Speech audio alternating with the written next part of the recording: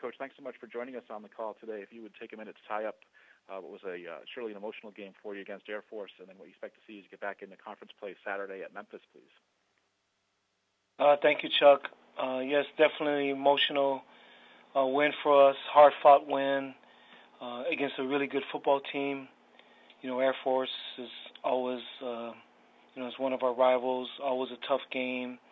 We have a tremendous amount of respect for Coach Calhoun and the staff, and I was really proud of the way our kids played. We got off to a big lead, and we were playing well. But as expected, Air Force didn't quit, and they came back and took a late lead, and our kids were able to come back with a game-ending drive for the win. So just really proud of the way we performed and against a rival, and the biggest attendance at the Navy Marine Corps Memorial Stadium in its history. And so it's cool to play probably the best Air Force Navy game and in the biggest crowd. So just proud of the way our guys played. And so with that said, though, we got to move on. Definitely no time to celebrate. In fact, the night before, I remember watching TV or whenever, Memphis had played and playing with UConn, and I couldn't really see, but I just remember seeing, is that a 7 and a 0? Is that 70? And unfortunately, it was what I thought it was, and just, high scoring, really good team, playing good defense.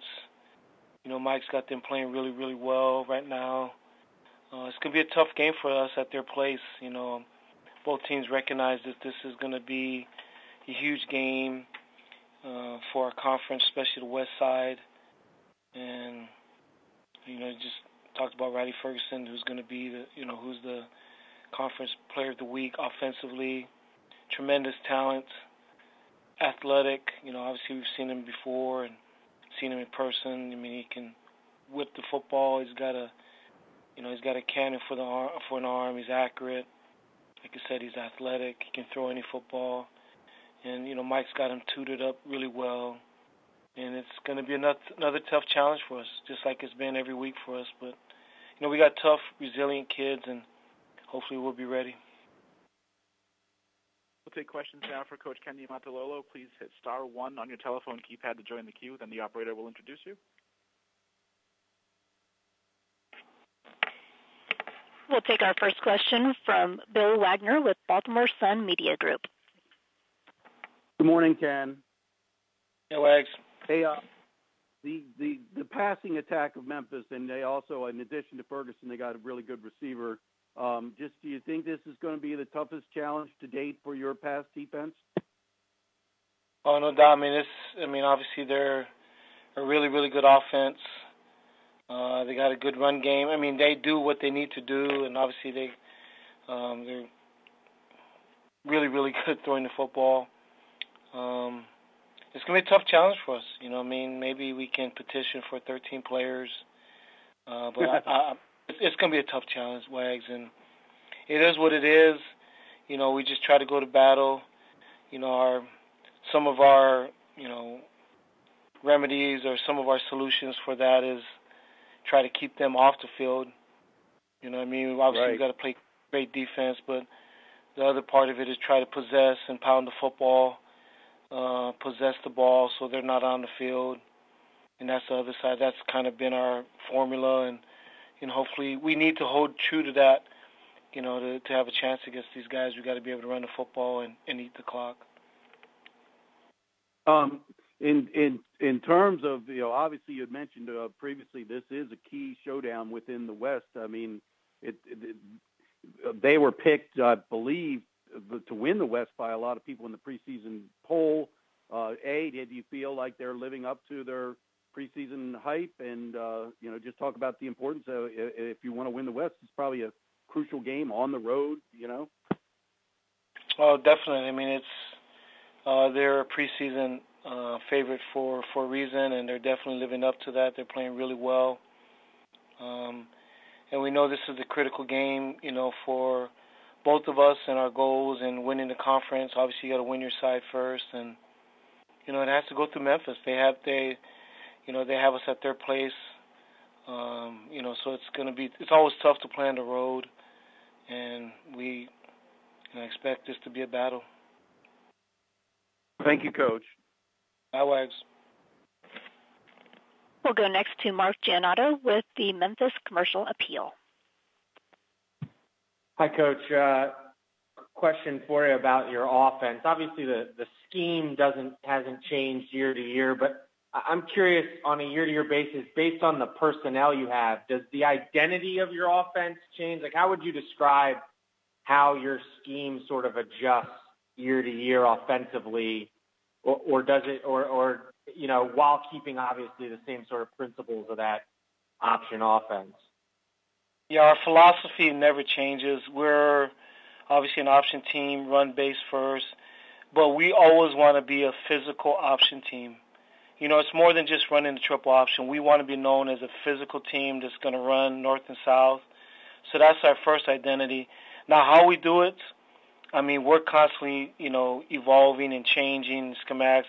To the average fan, they might look like we're running the same play, but we might have changed 3 different, blocking schemes on one play. We're just, it's kind of who we are. There's a lot of subtle things that we try to do depending on where we're trying to take the ball and what we're trying to do from a blocking standpoint.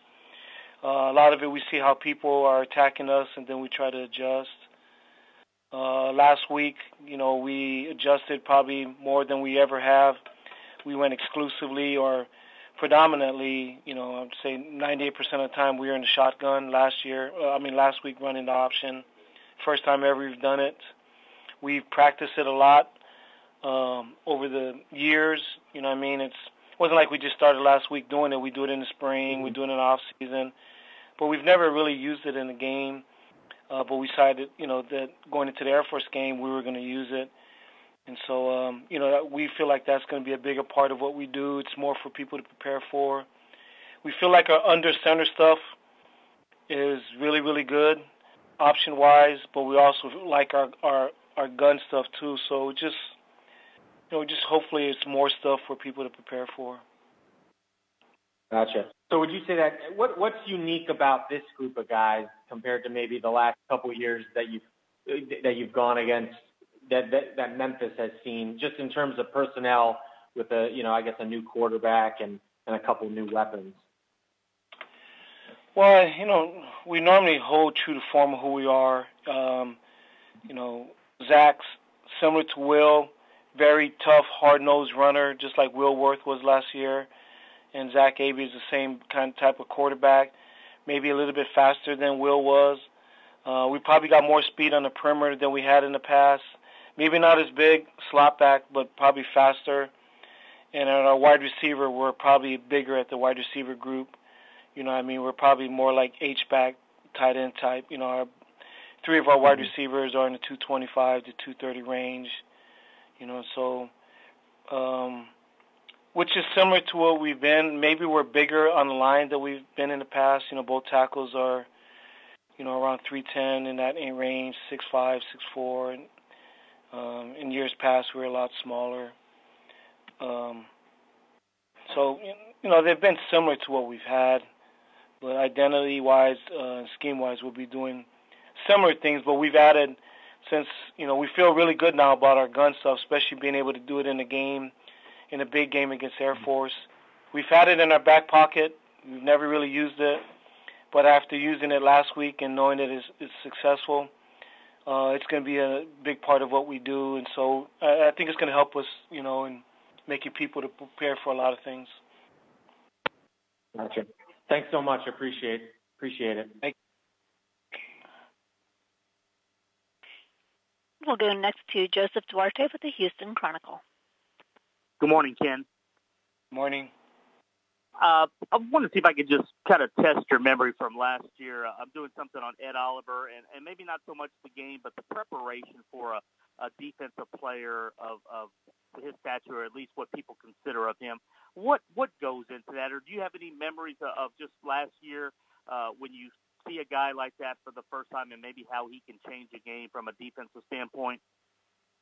You didn't need to test my memory. There's nothing. I forget a lot of things, but you don't forget a nose guard that had double-digit tackles. Sometimes it's hard for a linebacker to get double-digit tackles, but to have a nose guard get that many tackles, he was amazing, And so you saw his motor on tape, and you knew that he was a really, really good football player. But to see him in person, his athleticism, his will to and effort to play, it was just tremendous. And not only did he make all those plays, but he made it from a nose guard spot when basically, Houston was in a bear last year where they had, a zero in both guards and the center were covered, and he's making plays all over the field. So he basically had to run by other guys and make plays, and it was just amazing in watching on tape. He would do his responsibility, and then he'd run to the football and make a lot of hustle plays. I don't think I've ever seen a nose guard play with that type of effort and that type of athleticism. Thank you. Coach, thank you so much for your time today. Look forward to hearing from you again next Monday. Okay. See you guys.